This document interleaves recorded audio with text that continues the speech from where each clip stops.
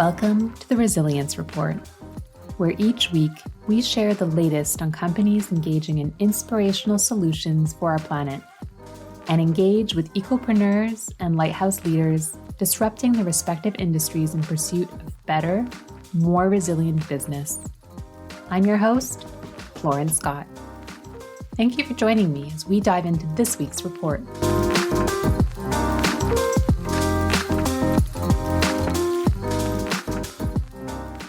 I absolutely loved recording this next episode. For returning listeners of the Resilience Report, you know that I've been navigating my own personal health journey over the past few years, which has included diving into what products I'm putting in, but also on my body. A shift in everything from my laundry detergent to my mascara has had me combing through different websites to find the very best non-toxic products. But this research can honestly feel like a lot for most, myself included, which is where I came across our next guest's work, a beautifully curated online marketplace for clean beauty. No more digging around and cross-referencing different sources. Black and Green has done the work for us. Better still, the social mission behind the brand specifically amplifies the incredible work of the Black-owned brands lining their online shelves. Dr. Kristian Edwards is the mastermind behind this marketplace, a Yale and Johns Hopkins alum, public health expert, yogi, and the visionary founder of Black and Green. Since launching in 2018, her marketplace has elevated over 100 Black-owned, non-toxic wellness brands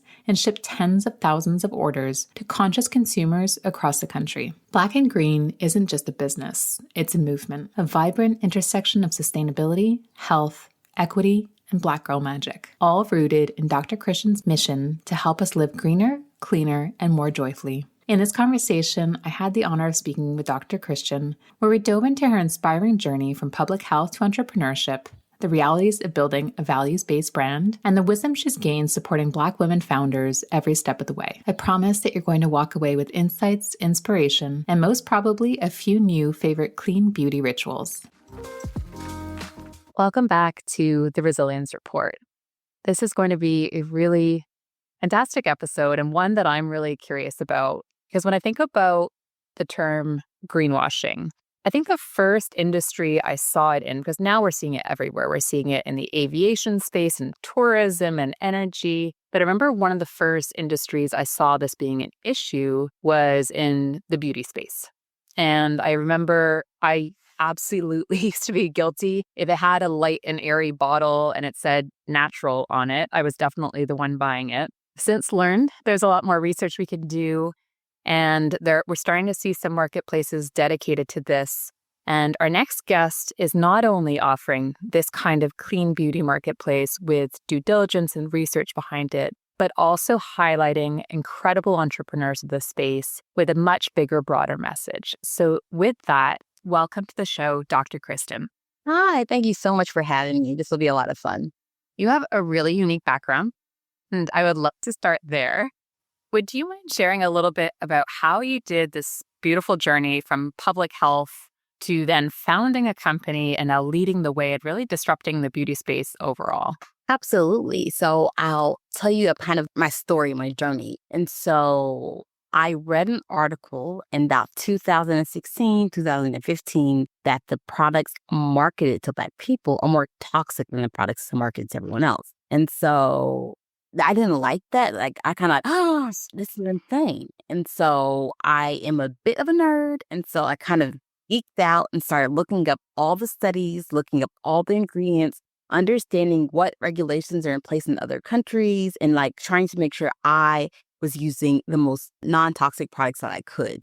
And so on that journey, a bit of my personality is that when I know something better, I want all my friends and family to know the same thing. And so I'm telling them what they should and shouldn't use. And I'm trying to encourage them to pull stuff off their shelves and say, you should use this instead, and here are the reasons why. I'm a bit over the top. So I was like being very proactive in trying to get that done. And then my family and friends said, Kristian, this is too hard. Can you please make this easier for us? Like, we get what you're doing. You're like, you're back off public health, like, but make it easier for us. So my brain is churning, trying to figure out how can I make this easier? How can I make this easier? And then I read the book Our Black Year by Maggie Anderson. And she talked about her family's commitment to buying all Black products for a year.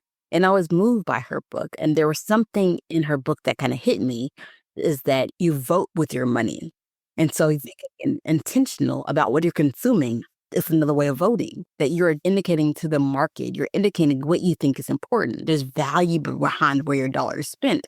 And so once I kind of was moved by that, the value behind where my dollars are spent, then I had like a eureka moment. I said, okay, I can start a marketplace. I can start a company where we have all natural products that are non-toxic. I do all the work looking at their ingredients that are also Black women owned, to allow people to kind of put their money where their heart is. And so that's how Black and Green was born, me trying to meet my own needs and make it easier for my friends and family to do it with me. And you mentioned that you have this rigorous approach to anything that you're interested in. Do you feel like that is part of that transition? You have the most incredible academic background, working in the public health space. Do you feel like you bring that chapter of your life into the work that you do now and running a business?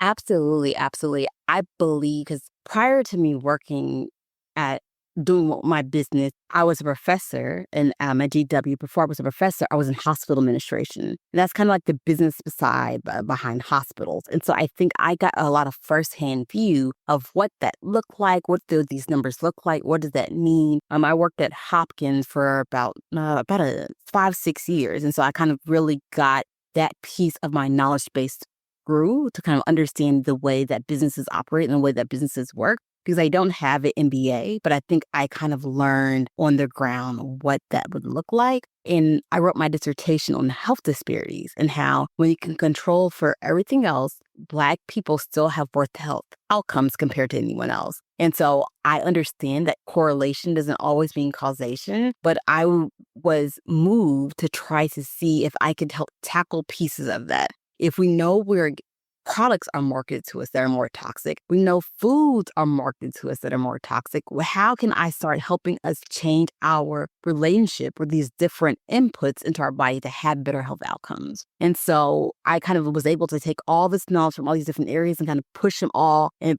one place to try to make it user-friendly and have a customer-centered experience for my tribe that I'm building with Black and Green to kind of live happy, healthy, and free. And it's really this beautiful dual mission that you're bringing and that you're delivering on. So would love if we could look at each of those pieces, and certainly they overlap, which is where you're seeing that in the marketplace. But there's that first piece then of elevating the incredible work of Black women entrepreneurs. And then there's the second piece of digging into the non-toxic products, making sure that you're shining a light on that work. So I think from a bit of a background because, I think this might be new for a lot of our listeners to just discover and dig in onto both of those two elements. So maybe if we could first look at the work you mentioned at the top, that you read the article about some of that disparity in the beauty industry. Could you help us understand what that looks like in 2025? Absolutely, absolutely. So oftentimes when we're looking at the beauty industry and I'm looking for Black-owned brands in the beauty industry, something I have all the conversations with a lot of beauty owners who are making products all the time. And I'm trying to understand what is their big vision, what's their big mission, and kind of what's stopping them from getting there. And I often hear that retail is a piece of the chapter to try to start a successful business, that you have to get some access to retail to be able to sell your products en masse. And so understanding how to operate in the retail space is important for smaller Black brands, but also retail is very expensive. And I don't think that the average person who made this amazing new soap understands the expenses that are going to be calculated, it takes to kind of be in your targets of the world, to be in these larger retail spaces. And so oftentimes a lot of smaller brands just simply can't afford it. It's just too expensive to kind of get in these larger retail spaces. And then it's a team to do that. And so it's this interesting challenge that you made this amazing product. You were looking for something on the shelves. You couldn't find it. 9 times out of 10, these aren't chemists. They aren't their backgrounds in cosmetics. They're someone who created a product because they couldn't find something they needed, and they share it with their family. Their friends and family told them to start a business. And like, I don't know anything about starting a business. So that's kind of the way that it grows. And because of that, they're like, I don't know. I have this amazing thing. I created this amazing laundry detergent, but I don't know what else to do with it after that. And so it's kind of helping hold their hands and guiding them to say, okay, just because you don't access a lot of capital doesn't mean you have to be left behind. So kind of Black and Green hold the brand's hand, kind of walk them down the path and make connections when they need connections and try to help them grow in their brands and be whatever they want it to be. And so it's interesting because when I started Black and Green, I did not foresee that being a big piece where I was spending a lot of my time. I think I was looking at it more from the health perspective of trying to, because I understood that Black folks were spending billions of dollars on personal care products. And I was like, I don't want to spend that money on all natural, non-toxic products. So I had more of that lens of trying to connect my customers with better products, not so much the lens of the creators of the products. They also need some support to make sure that they could actually supply them with those products in the first place. And to double click into that green side, I think for the longest time, I'd always just assumed, well, if it passed whatever standards board and to get onto the shelves, it must be fine for my health. There must be no issues. I've gone through my own health journey over the years, and that actually is how I landed on your website about a year ago. And I was just so curious as to maybe clarifying some of that space. So maybe first of all, let's start with the idea of what are you trying to offer? Like, what is your evaluation criteria for the products that you carry on the Black and Green retail website? So with Black and Green, we have a long onboarding process, and there's about 10 things that we're measuring. The first thing that we're measuring is ingredient. And so we are looking at the ingredients, and we use the Environmental Working Group Skin Deep database to kind of run all the ingredients through that to get toxicity scores of every single product that we create. And the beauty of why we like working with that database is because the research doesn't stop. And so it's not like a list of products that we have, and then as things change, the ingredients of it can change. And so we like the Environmental Working Group partnership because as more data comes out, their database is changing. So it's not a static piece of information. We do have our toxic 20. So there's 20 ingredients that we ban wholesale that we believe that not even a small percentage of something, we don't want it at all. And so we do understand that in other countries that they do allow certain ingredients, but they have more regulation about the amount of that ingredient. Whereas here, we don't have that regulations at all. So I have a couple of colleagues who are chemists, and they explain that when they make products that are going to be more international, there's more requirements for the international brand about how much of certain ingredients can be used that don't exist here. She says, but the way that she operates is she said, I always try to meet that standard, even though we don't have it here. She said that helps in a couple of ways. That gives that brand the ability to grow outside of the U.S. if they need to, and also from a more ethical sustainability standpoint, she knows that she's making a better product because they have made formulation requirements that are a little bit more driven by the data than we have done here. And when you're working in that space, do you feel like there are any misconceptions that our listeners should be keeping in mind when they're thinking about green beauty products or more natural beauty products? Is there any misunderstanding or kind of false claims out there that they should be aware of as they're working through maybe cleaning up their own, let's say bathrooms, but their own makeup bags, that sort of thing? Oh man, that's a really interesting question because marketing is so powerful and marketing is on both sides. So there's marketing that says this product is amazing and this product is green, it's all natural. And there's also been a lot of marketing around certain ingredients that are bad that people are like, well, I don't want an ingredient with any parabens in it. I know as a definite no for that. The complicated piece about it is that it's a science.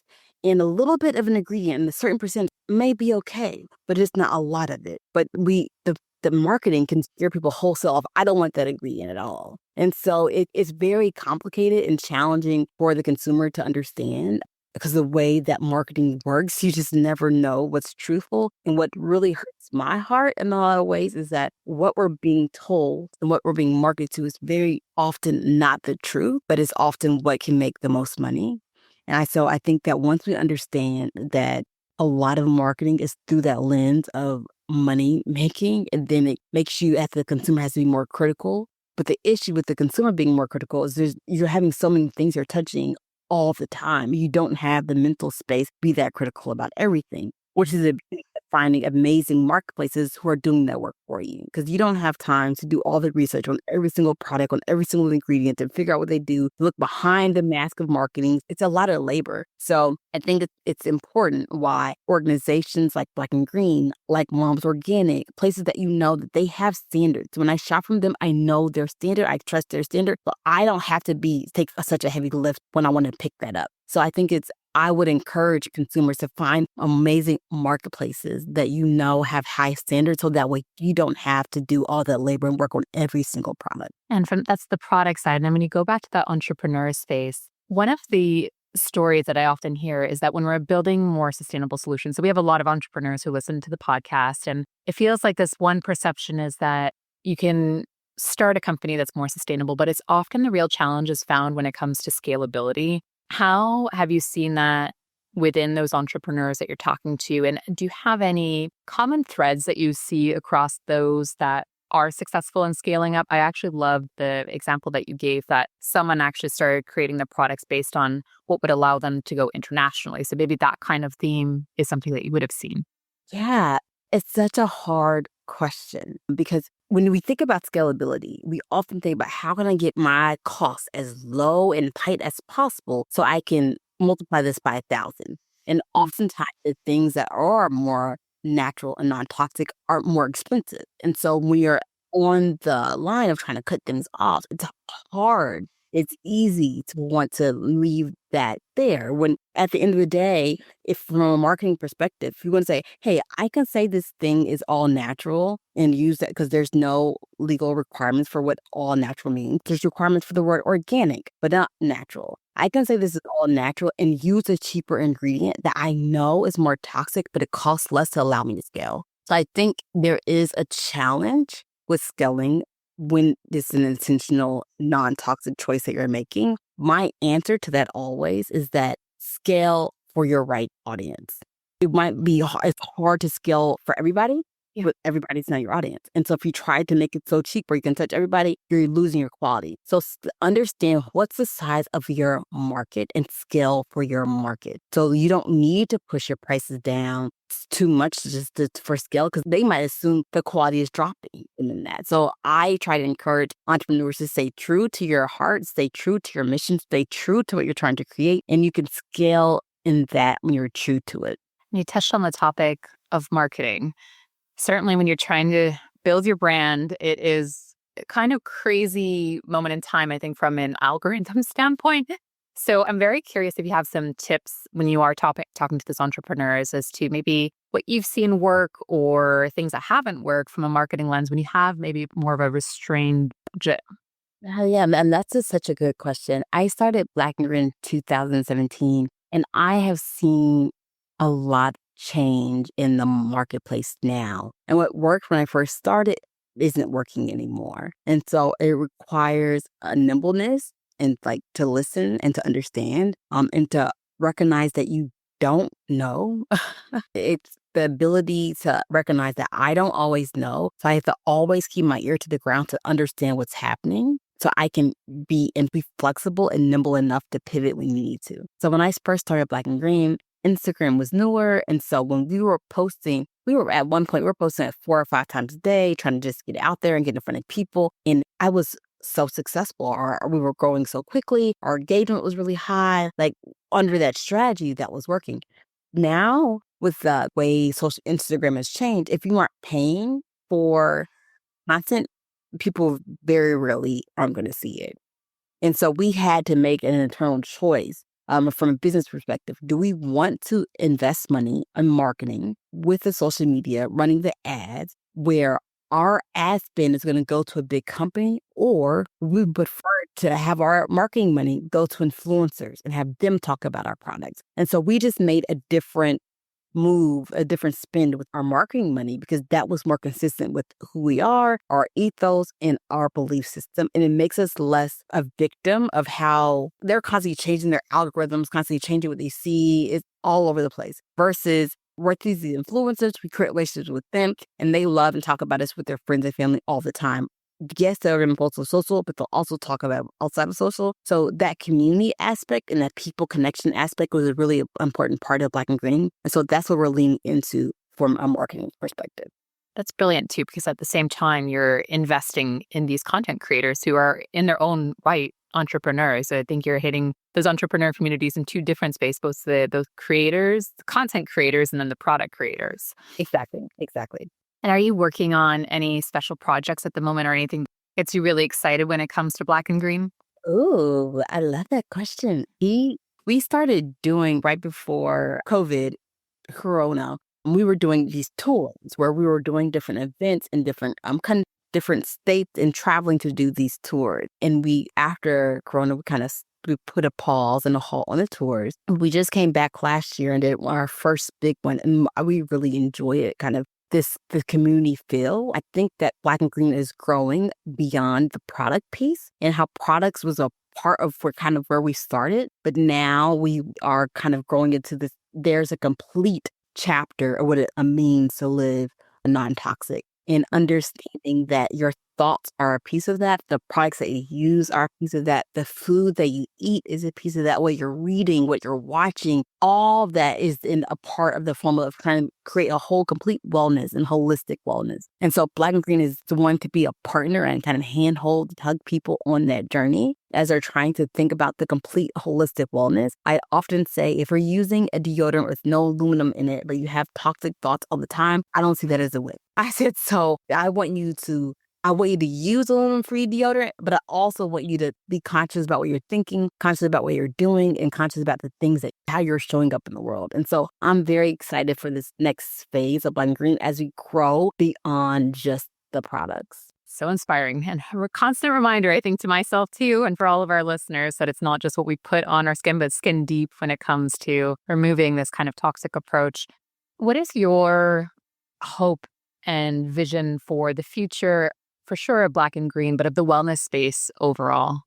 I think my big hope for the future is that we begin to raise children who are emotionally mature and conscientious about their thoughts and their actions and the things that they're doing and that they're eating and that they're putting on their body. They're thoughtful. I think my big hope for the world is that the future is that we are raising thoughtful kids who are thinking about the products that they're using, the food that they're eating, the thoughts that they have, that when they feel frustrated, they don't go act out on that frustration and roll on the floor. They say, I'm frustrated, and I want to talk through why I'm frustrated. So my hope is in that wellness space that we are teaching emotional maturity. I think with emotional maturity, the sky's the limit on what we can do with that emotional maturity. That is beautiful. And I think that will just feed generation after generation if we can put that in place. And as an entrepreneur yourself, so yes, you are fostering this community of entrepreneurs, but then obviously launching Black and Green. I'm sure there are days that are easier than others. How do you continue to nourish yourself so that you can keep on coming back and recommitting to the important work that you're doing, even on those crazy days or moments in time? I think I had to learn I can't pour from an empty cup. And if I'm empty, I can't serve anyone else. And so I had to reposition my self-care in my brain to understand that my self-care is a requirement to ensure I can do everything else. So that's one. Understand that my self-care is paramount. Then the next step is, okay, but what do you need to be your best self? I think that's the next step, kind of the self-reflection, the self-understanding. What do I need to be my best? And so after understanding, I need to work out to feel my best. So every morning I go on a run or I go to yoga to make sure I'm doing some kind of physical movement. I need to eat well. I feel my best when I eat well. When I don't eat good food, I behave like I didn't eat good food. And so I need very amazing food for me to perform my best. So I had to understand, what do I need? I need green plants everywhere. When we first joined this call, I was like, I used to have a plant right there, but I moved into the sun. I was sad at first, like, where's my plant? Breathe everywhere, because like there's all the studies around the beauty of that and the health impact of that. And so I know that's something I need to feel my best self, to feel like I grow. I listen to a meditation every morning now. So I just try to always make sure I'm thinking right and I'm operating right so I can show up in the world the way I want to. And as part of that self-reflection, when you look back, do you feel like there was always this common thread of you ultimately becoming an entrepreneur, or was that really because you saw such a big problem that you wanted to fix that it just sparked that entrepreneur side of you? And then certainly, is there an element as well on the sustainability side? Was that also a common thread? Yeah, that's a great question. I've been an entrepreneur my entire life. I started my first business in the 3rd grade, where I made little bracelets that I used to, I think with Lisa Frank with those little, little tie little bracelets. So I made those and I wore them to class. And the girl said, "Oh my gosh, I love your bracelet. Will you make me one?" I said, "Sure, I'll make you one." She said, "I'll pay you for it." I said, "Okay, wonderful." So I made her one. Then she's bought it. "Oh my gosh, my friends love it." So I had my whole thriving little Lisa Frank bracelet it's the third grade. In high school, I convinced my principal to let me sell pizza after school because I didn't ride the bus when my parents picked me up, but I would hear my other classmates complaining how they were so hungry on the buses. I said, "Oh, would you guys like that food at the end of the day?" So it hit me. I would buy, it had 10 slices in it. It cost me $5. I sold them for pizza. I would make $5. So I had bad business in high school. So I've always had a business spirit in me. And I think the step back from is like whenever there's a problem, I've been a social entrepreneur my entire life. How can I come up with a business to help me solve this problem? It's like I always love to solve problems. And so that has always been a piece of me, the sustainable piece. I have never liked waste. And for me, sustainability was linked to waste the most. I've never liked waste. As I have grown and learned and read more books, I understand sustainability on a different level. But as a child, it just was about waste.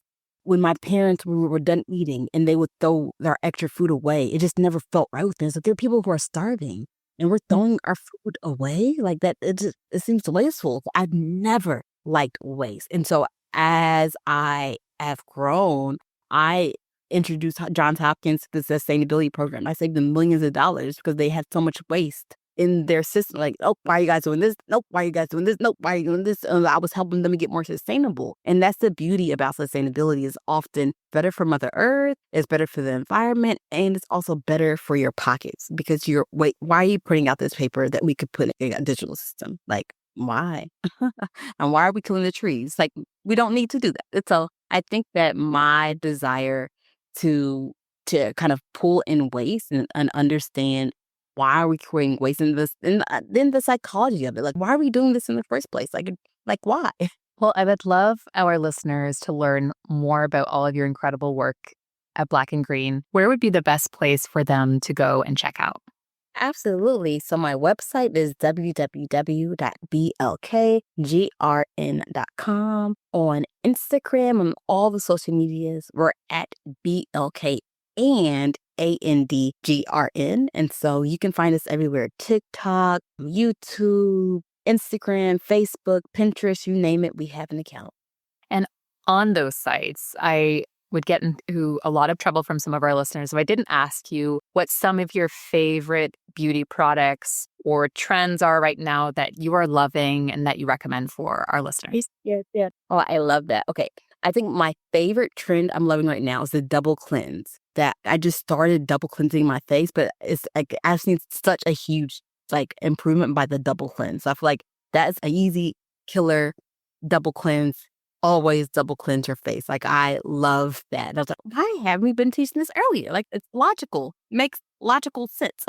I'm loving the double cleanse. Another thing I'm loving too is that we have a deodorant we sell on Black and Green that's in a tin. And at first, it was like, I'm used to deodorant being like a stick I rub on. I don't really touch myself. And I was talking with the artisan. I said, "Will you ever convert it to being a stick?" And she said, "No, I always, when they keep my deodorant like this, people actually rub their underarms because people aren't used to that, and they aren't used to rubbing their underarms, and there's value in that." And so I am loving this now, that I feel like there's a connection that I would lost because of the way that we used to do it, that now I'm really appreciating this moment of every part of my body I can touch. It's not like my underarms I don't touch. I can't touch those anymore. So I really love her product that I can rub my deodorant in and make sure it gets in all the places, and I'm fresh the entire day. So I'm loving that. I don't know if that's a trend or just a thing I like.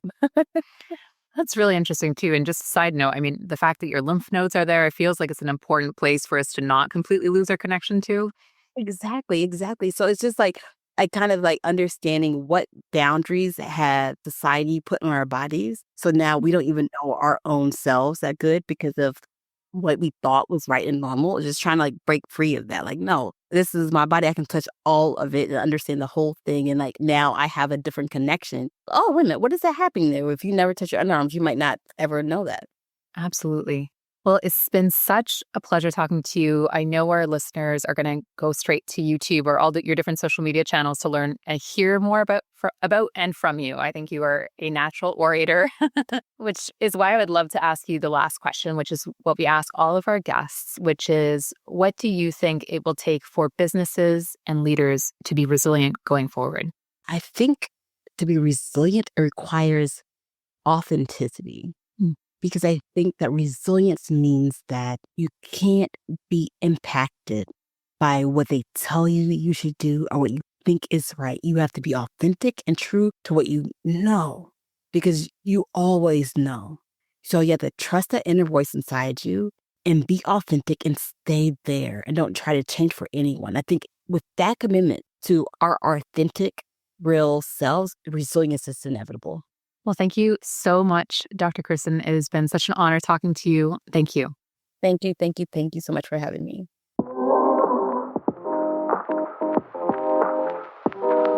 I hope that you've enjoyed this week's edition of the Resilience Report. If you would like to hear and see more, be sure to check out @The Resilience Report on YouTube, Instagram, and LinkedIn.